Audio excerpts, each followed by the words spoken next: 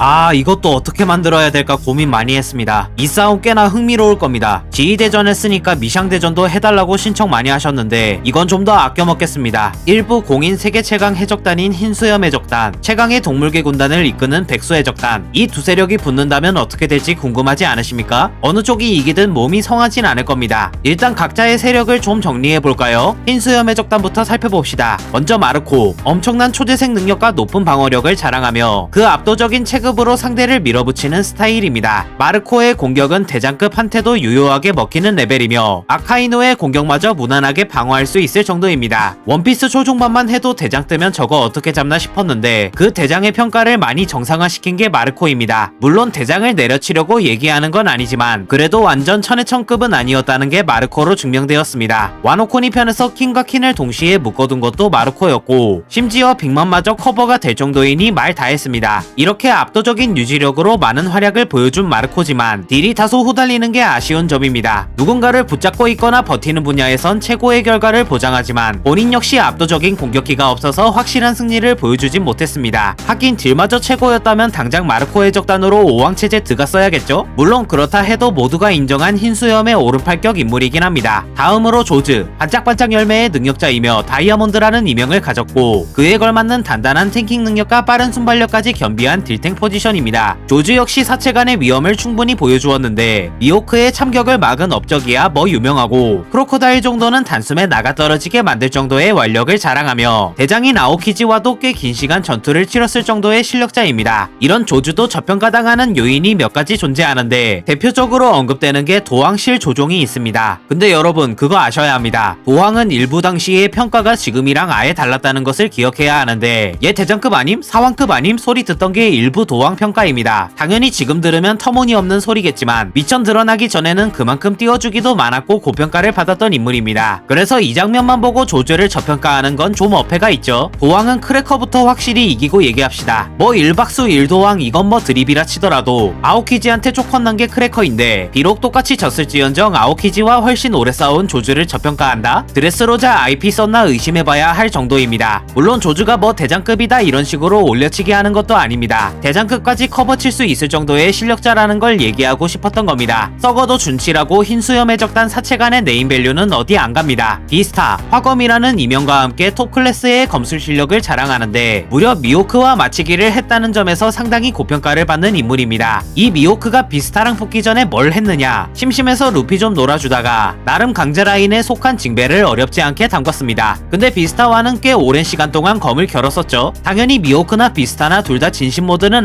아니었겠지만 미호크와 이 정도 맞추기가 가능하다는 것부터 실력은 보장되었다는 겁니다. 백수 해적단과 붙더라도 엄청난 전력이 될 것이 분명합니다. 자, 기다리고 기다리시던 에이스 차례입니다. 엥? 에이스 그냥 병신 아님? 이라고 하실 분이 많을 것 같습니다. 얘가 하는 짓만 보면 뇌 크기가 매우 작아 보이긴 합니다만 실력만 놓고 봤을 때는 그 정도로 내려치기 당할 정도는 아닙니다. 뭐 일부 스모커와도 결판이 안 나는 뷰진이긴 하지만 검수 조지러 갔을 때를 잘 생각해봅시다. 결국 검수한테 진 건 팩트이긴 합니다만 단신으로 검수 해적단에게 쳐들어갔다는 것부터가 자신이 있었다는 의미이며 실제로 검수도 부하들에게 너넨 급 안되니까 빠지라고 얘기하기도 합니다. 애초에 티치가 힘을 숨기기도 했고 티치 역시 고전한 싸움이었기도 합니다. 거기다 이 시점 검수조차 마르코나 조즈가 와도 장담할 수 없습니다. 에이스가 전적은 개 뷰진이긴 하지만 싸움 과정 하나하나를 뜯어보면 그 정도로 내려칠 건 아니란 겁니다. 티치도 계속 자기 편 만들려고 한 걸 보면 탐이 났긴 났다는 겁니다. 육지징배 무승부도 에이스가 너무 내려쳐진 감이 있습니다. 당연히 바다징배가 육지징배보다야 더 강하겠지만 당시 루키에서 칠무의 사이급 중에 육지징배랑 비기는 애들이 얼마나 되겠습니까? 어린 나이까지 생각하면 굉장히 선방한 겁니다. 정결에서도 그래도 이놈이 사왕간부가 맞긴 맞다는 걸 보여주는데 뭐 아무리 상성을 탔다 뭐다 한들 아오키지와 맞추기가 가능했고 그런 점에서 다른 흰수염 대대장들과 큰 차이가 안 나는 퍼포먼스를 보여줍니다. 크래커 초컷을 생각해보면 더 와닿으실 겁니다. 아카이누조는 다들 도너빵만 생각하시는데 그 전에 아카이누랑도 맞추기 한번 했습니다. 뭐 물론 이건 에이스가 밀리긴 했죠. 그래도 이 정도면 마조비와 동등한 전력으로 대우해주는 게 맞다고 봅니다. 결국 흰수염이 손수 꼽은 이번 대대장 아닙니까? 야마토랑 엄대엄하면서 체면치레도 했으니 이미 보정도 받은 상태입니다. 문제는 나머지 대장들인데 얘네를 어느 정도로 쳐야 하나 고민 많이 했습니다. 워낙 잡몹들 위주 전투가 대부분이라 정확한 가늠이 어렵긴 하지만 깃번대이긴 하나 명색이 흰수염 해적단의 대대장들이고 루피한테 대장 정도에 쫄지 말라고 한 발언을 감안했을 때 그래도 그래도 얘네가 못해도 토비로포급은 될 것 같다고 예상해봅니다. 개인차야 있겠지만 상위에서 하위 토비로포 사이가 아닐까 생각되네요. 이제 백소해적단 쪽 전력을 봅시다. 먼저 킹, 삼재해 중 핵심 인물이며 백소해적단 원년 멤버이기도 한데 고대종 용용열매 프테라노돈 모델을 처먹은 능력자이며 루나리아족 특유의 방어력과 화염계 능력까지 겸한 실력자입니다. 사실상 혼자 열매를 하나 더 처먹은 느낌의 오피케 느낌인데 제르마슈트 상디를 어렵지 않게 제압했으며 마르코와도 호각의 싸움을 보여주며 넘버2의 위용을 보여줍니다. 물론 그 전에 마르코가 킹과 퀸을 동시에 상대했다는 걸 감안해야 하지만요. 와노코니 시점 조로조차 이러다 지는 거 아니냐고 느꼈던 게 킹의 화력인데 조로가 킹의 약점을 공략하기 전까지 유의미한 데미지를 주지 못할 정도입니다. 그만큼 방어력이 넘사급이었다고 보면 되는데 그렇다고 딜이 딸리냐 하면 그것도 아닙니다. 그 조로가 공방에서 밀릴 정도면 말 다 한 겁니다. 비록 마지막 합에선 조로에게 지는 모습을 보여줬지만 조금만 냉철하게 싸웠어도 결과가 바뀌지 않았을까 싶을 정도입니다. 스펙과 작중 행적을 봤을 때 명백한 넘버2의 위험을 보여주었습니다. 다음은 퀸인데 얘도 생긴 게 그래서 그렇지 결코 만만히 볼 놈이 아닙니다. 우선 얘 탱킹 능력이 킹 못지않게 졸라리 단단한데 거인 초파한테 쳐맞고도 눈에 띄는 타격이 없었고 마르코와 싸울 때도 이렇다 할 만한 부상은 없었습니다. 쌍디조차 한참을 두들겨 팼는데도 그닥 딜루적을 하지 못했죠. 킹이 모든 공격이 안 통하는 느낌이라면 퀸은 때려도 계속 일어나는 오뚜기 같은 느낌입니다. 빅맘이 패대기를 쳐도 금방 일어날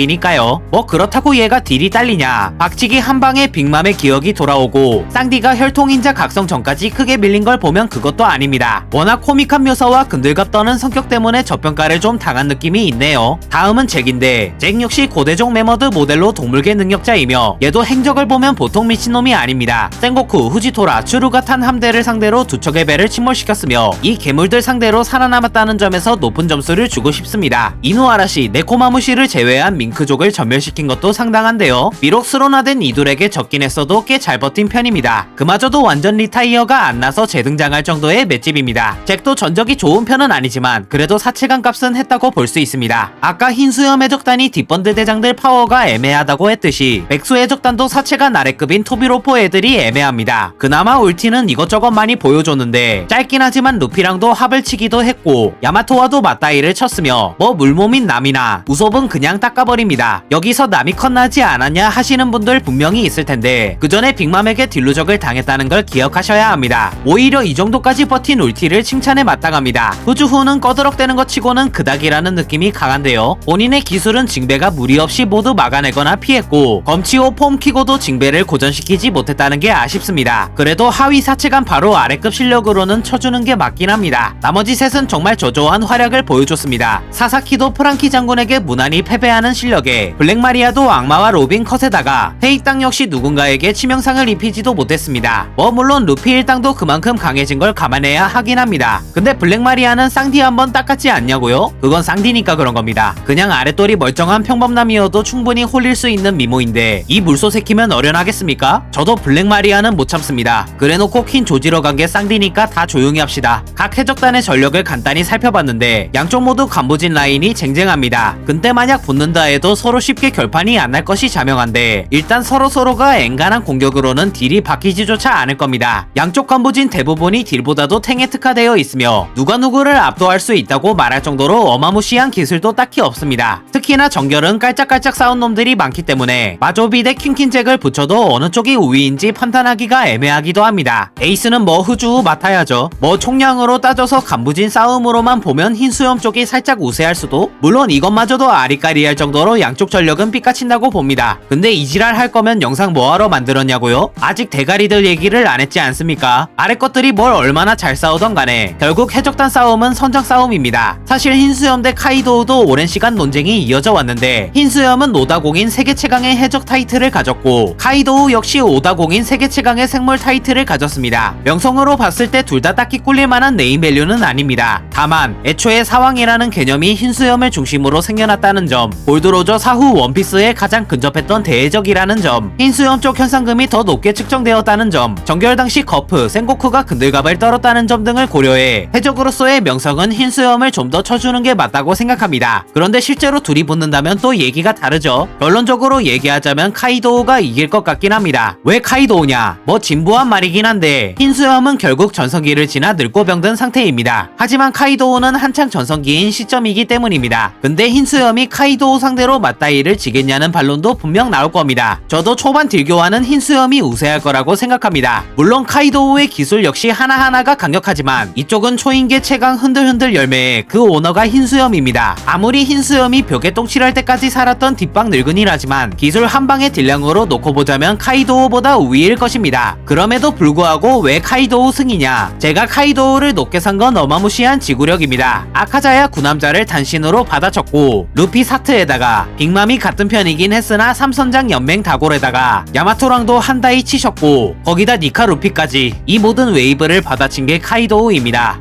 카이도우 그거 니카 루피 컷 아님? 하시는 분들 계실텐데 그게 패위감 가르쳐준 참스승 용버지한테 할 말입니까? 족밥 루키 사람 만들어줬으면 감사하다고 해도 시원찮을 판에 이제 지 다 컸다고 스승님 내려치는 건 상도덕이 없는 겁니다. 주인공이 무한 리벤지 걸면 대체 어떤 상대가 안 진답니까? 루피 너는 오니가시마 쪽으로 매일 아침 108배 해라. 잠깐 삼총포로 빠졌는데 이러한 점들로 카이도우의 맷집이 보통 맷집이 아니기 때문에 작정하고 장기전으로 끌고 간다면 흰수염이라 해도 버티지 못할 것 같습니다. 근데 사실 전 용버지보단 오야지 팔아서 맘 같아선 흰수염이 이긴다고 말하고 싶었습니다. 뒤지기 직전인 흰수염이 아카이누를 걸레짝으로 만들었고 그 뒤지기 직전 흰수염한테 쫄아서 경악했던 게 티치입니다. 이 정도 퍼포먼스면 오히려 고평가를 해야 맞는 것 아니겠습니까? 다만 해적단 대 해적단이라는 아예 다른 전제로 구상한 것이기도 하고 그 중에서도 하필 흰수염의 상대가 장기전에 능한 카이도우이기 때문에 분하지만 패배를 인정하겠습니다. 뭐 카이도우 승리로 가정했으니 이긴 다음 바로 간부 측에 가세야 한다고 치면 잘 버티고 있던 대대장들도 자연스레 나가 떨어질 수밖에 없겠죠. 결론적으로 백수 해적단이 승리할 것으로 예상됩니다. 뭐 아쉬운 거죠. 그래도 일부 기준 세계 최강의 해적단이라는 이름에 걸맞게 인플레 상승 후 등장한 백수 해적단과 비교하는 것 치고는 선방했습니다. 여러분은 오야지입니까? 용버지입니까?